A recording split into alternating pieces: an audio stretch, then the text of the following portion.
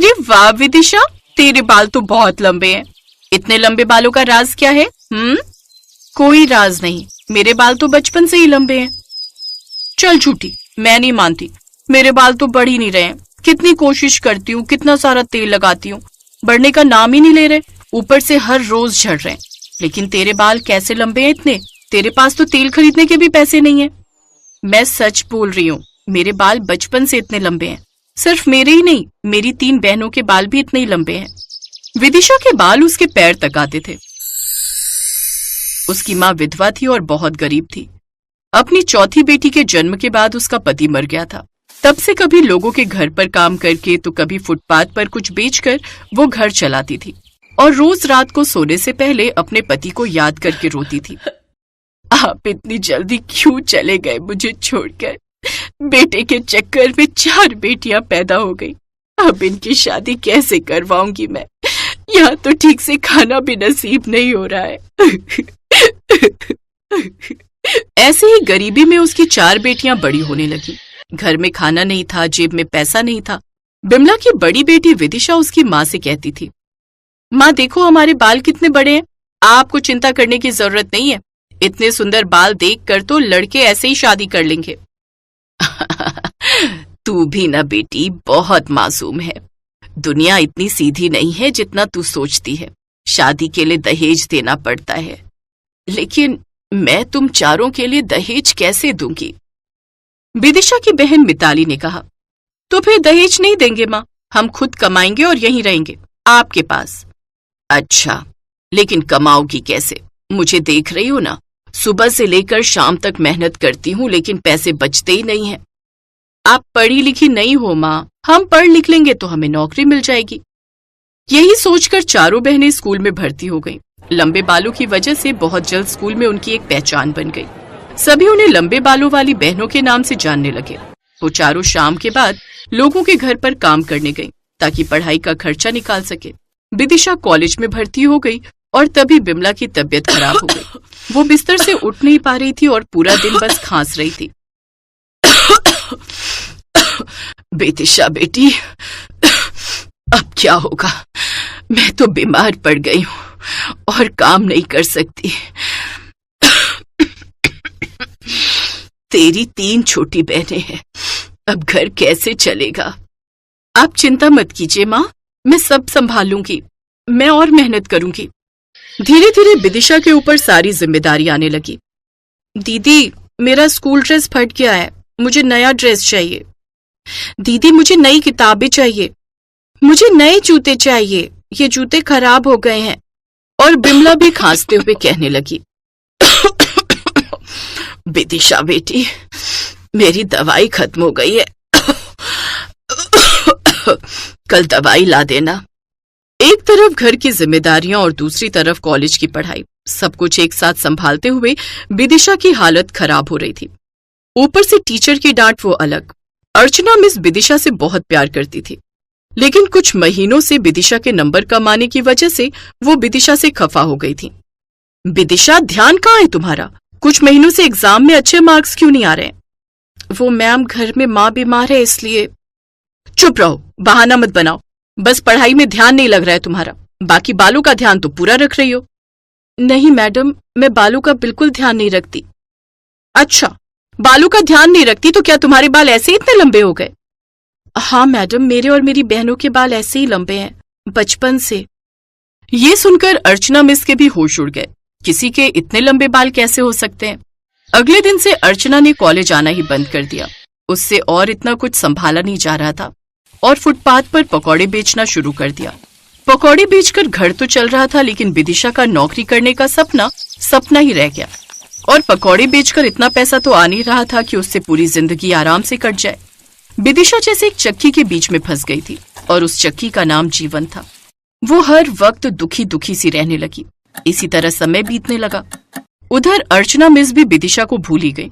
बिमला की हालत और खराब हो गई। डॉक्टर ने कह दिया कि ऑपरेशन करना पड़ेगा, नहीं तो वो बच नहीं पाएगी और ऑपरेशन के लिए 5 लाख रुपए की जरूरत है।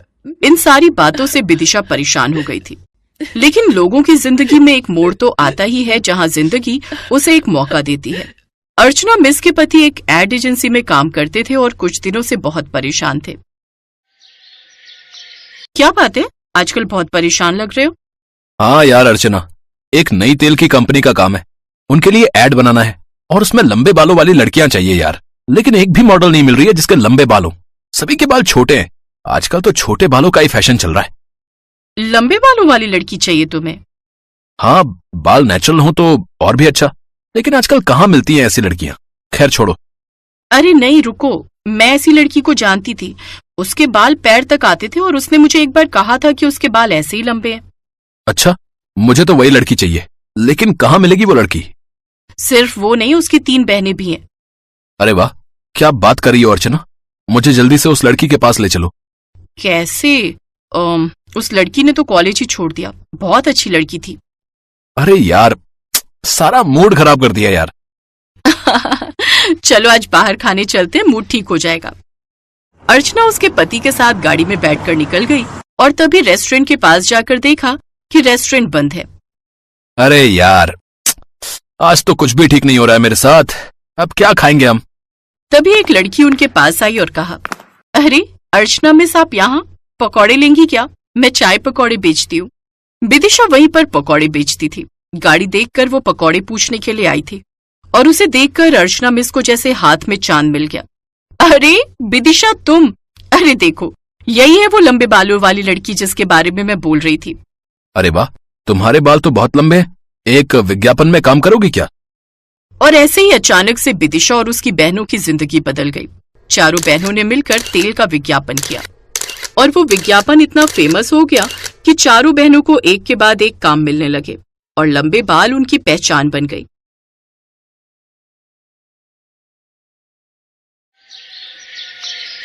सरोज बहुत ही गरीब औरत थी। उसका पति रिक्शा चलाता था और वो घरों में सफाई बर्तन का काम करती थी। बेटे के लालच में सरोज की सास और पति पीछे पड़ जाते थे। इसी कारण सरोज आज 5 बेटियों की मां थी। सरोज हिम्मत करके एक दिन हॉस्पिटल गई और उसने चोरी छुपे बच्चा बंद करने का ऑपरेशन करवा लिया। उसी शाम उसके पति सुरेश ने उसकी बहुत पिटाई की। तेरी इतनी हिम्मत है? तू बच्चा बंद का ऑपरेशन करवा कर आ गई है? तू रास्ते में मर क्यों नहीं गई है? घर आने की जगह किसी गाड़ी के नीचे आकर अपनी जान दे देती। इतना बड़ा कांड करके आई है, अब कहां से मैं बेटे का मुंह देखूंगा? है कौन मुझे औलाद देगा? है करम चली, पहले तूने 5 बेटियां पैदा कर दी। एक उम्मीद थी कि कम से कम तू एक पोते का मुंह दिखा देगी, पर तूने वो उम्मीद भी तोड़ दी। आज मैं तुझे जिंदा नहीं छोड़ूंगा। नहीं, मुझे मत मारो, मुझे छोड़ दो, दर्द हो रहा है मुझे, छोड़ दो मुझे। सुरेश सरोज को खूब पीटता है। उसकी 5 बेटियां भी अपनी माँ को बचाने की कोशिश करती हैं। बापू, माँ को मत मारो, माँ को छोड़ दो बापू, माँ को छोड़ दो। ये देख, माँ की हिमायती बनी फिरती हैं। इन्हें भी साथ में पिटने का शौक आ रहा है। जैसी ढीठ औरत ये खुद है, वैसी इसकी बेटियां भी हैं। सुरेश सरोज के साथ साथ अपनी बेटियों को भी पीटने लगता है और सरोज को मारने पीटने के बाद उसका गुस्सा थोड़ा ठंडा हो जाता है तो वो शराब पीने के लिए निकल जाता है। सरोज की हालत बहुत खराब थी। वो सारी रात ऐसे ही रोती रही। एक दिन सरोज पड़ोस के घर काम पर गई हुई थी। तभी उसकी दूसरे नंबर की बेटी सोनी उसे बुलाने आती है। माँ, जल्दी घर चलो, पूजा दीदी को लड़के वाले देखने आए हैं। बापू पूजा दीदी की शादी कर रहे हैं। माँ, पूजा दीदी रो रही है। जो लड़का उसे देखने आया है वो तो बिल्कुल दादी की तरह बूढ़ा है। ये क्या कह रही है? मेरे होते हुए ऐसा कभी नहीं होगा। सरोज के पैरों के नीचे से तो मानो जमीन ही खिसक गई। वो घर पहुंची। उसने देखा एक अधेड़ उम्र का आदमी पूजा के बिल्कुल बराबर में बैठा है और पूजा रोई जा रही है। सरोज ने किसी का भी बिना लिहाज किए पूजा को अपने कलेजे से लगा लिया और उस अधेड़ उम्र के आदमी को वहां से चले जाने के लिए कहा। वो बूढ़ा आदमी गुस्से में वहां से चला गया। इस पर सुरेश फिर से सरोज को पीटने लगा। अच्छा खासा एक रिश्ता आया था, वो भी तेरी वजह से चला गया। तू जानती भी है सेठ जी कितनी दौलत दे रहे थे इस शादी के बदले। सारी जिंदगी आराम से बैठकर खाते।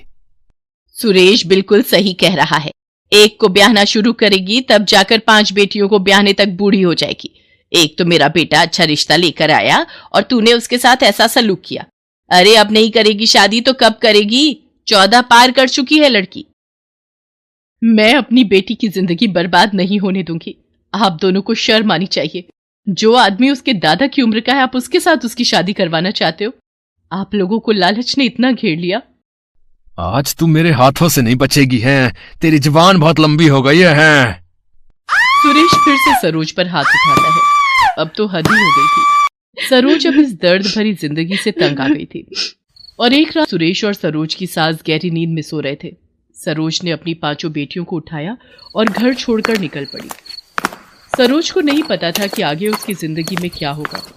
उसे तो बस अपनी 5 बेटियों की जिंदगी की चिंता थी, इसलिए उसने वो शहर छोड़ दिया। सरोज के पास थोड़े बहुत पैसे जुड़े हुए थे। वो अपनी 5 बेटियों के साथ पालमपुर की बस में बैठ जाती है। पालमपुर पहुंचकर वो एक होटल पर उन सबको रोटी और दाल खरीद कर खिलाती है। पर सरोज को कोई ना कोई काम तो करना ही था। वो होटल वाले से वही कोई काम मांगती है। भैया, मुझे कोई काम मिलेगा? कोई भी छोटा मोटा काम मिल जाए, मैं कर लूंगी। ठीक है, यहाँ पर बर्तन धोने और दिन भर की साफ सफाई करने का काम है, वो करना है तो कर ले। सरोज वहीं ढाबे वाले के पास बर्तन धोने और साफ सफाई का काम करना शुरू कर देती है। होटल के सामने ही बनी एक झुग्गी बस्ती में सरोज एक झुग्गी किराए पर ले लेती है और अपनी 5 बेटियों के साथ वहां रहने लगती है। सरोज पूरा दिन होटल में बर्तन और साफ सफाई का काम करती थी और महीने के जो भी पैसे वो कमाती थी उससे वो अपना गुजारा करने लगी। सरोज को अपनी बेटियों की आगे की पढ़ाई की चिंता थी। पहले वो एक सरकारी स्कूल में पढ़ती थी, पर यहां पर उसे कोई भी नहीं जानता था, इसलिए उनकी पढ़ाई अधूरी रह गई थी। एक दिन सरोज अपनी बड़ी बेटी पूजा के साथ किसी काम से बाजार जा रही थी। अचानक उसने देखा एक गाड़ी वाला एक स्कूटी को टक्कर मारकर भाग गया। स्कूटी पर बैठी महिला जख्मी हो गई थी। सरोज भागकर अपनी बेटी पूजा के साथ महिला के पास पहुंची। पूजा, जरा हाथ लगवा, लगता है इनके सिर पर चोट आई है। गाड़ी वाला भी भाग गया। वो सामने ऑटो जा रहा है, उसे रोक, हम इन्हें अस्पताल ले चलते हैं। ऑटो वाले भैया, रुकना जरा। माँ, चलो इन्हें उठाकर ऑटो में बिठाते हैं। भैया रुक गया है, वो कह रहे हैं हॉस्पिटल पास में ही है। सरोज पूजा के साथ उस महिला को हॉस्पिटल लेकर जाती है। ये तो मेरी सहेली रेखा है, आपको ये इस हालत में कहाँ मिली? इसका एक्सीडेंट कैसे हो गया? नर्स, जल्दी से इंजेक्शन और इमरजेंसी ट्रीटमेंट की तैयारी करो। उस महिला का नाम रेखा था, जो उस अस्पताल की एक डॉक्टर की सहेली थी। डॉक्टर को सारी बात पता चलती है। कुछ समय बाद उस महिला को होश आता है और वो अपनी सहेली डॉक्टर को सामने देखकर हैरान रह जाती है। प्रिया, थैंक यू सो मच, तुम्हारी वजह से आज मैं ठीक हूँ। रेखा, ये थैंक यू मुझे नहीं, इन मैम को दो, आज यही तुम्हें हॉस्पिटल लेकर आई हैं। रेखा जब सरोज को देखती है तो वो उसे धन्यवाद कहती है। ठीक होने के बाद रेखा सरोज और उसकी बेटियों को अपने घर बुलाती है। सरोज की दुख भरी कहानी सुनकर रेखा को बहुत दुख होता है। आज के समाज में भी आदमी औरत के साथ इस तरह का सलूक करते हैं, ये देखकर और सुनकर बहुत दुख पहुंचता है। सरोज, तुम्हें घबराने की कोई जरूरत नहीं है।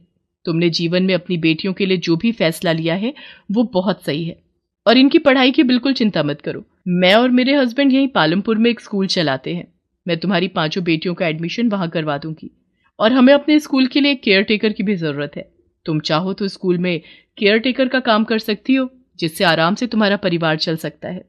शुक्रिया मेम साहब, आपने मुझ गरीब और मेरी 5 बेटियों पर इतना बड़ा एहसान किया है, ये मैं जिंदगी भर नहीं भूलूंगी। आप जैसे फरिश्ते अगर इस दुनिया में हो तो इस दुनिया में भगवान पर विश्वास और बढ़ जाता है। सरोज की जिंदगी उस दिन से नई करवट ले लेती है और उसकी 5 बेटियां स्कूल जाने लगती हैं, और सरोज भी उसी स्कूल में मेहनत करके अपनी बेटियों के साथ खुशी खुशी रहने लगती है। आज उसकी हिम्मत के कारण उसकी बेटियां सुरक्षित थीं और अपने जीवन में सफलता के रास्ते पर बढ़ चुकी।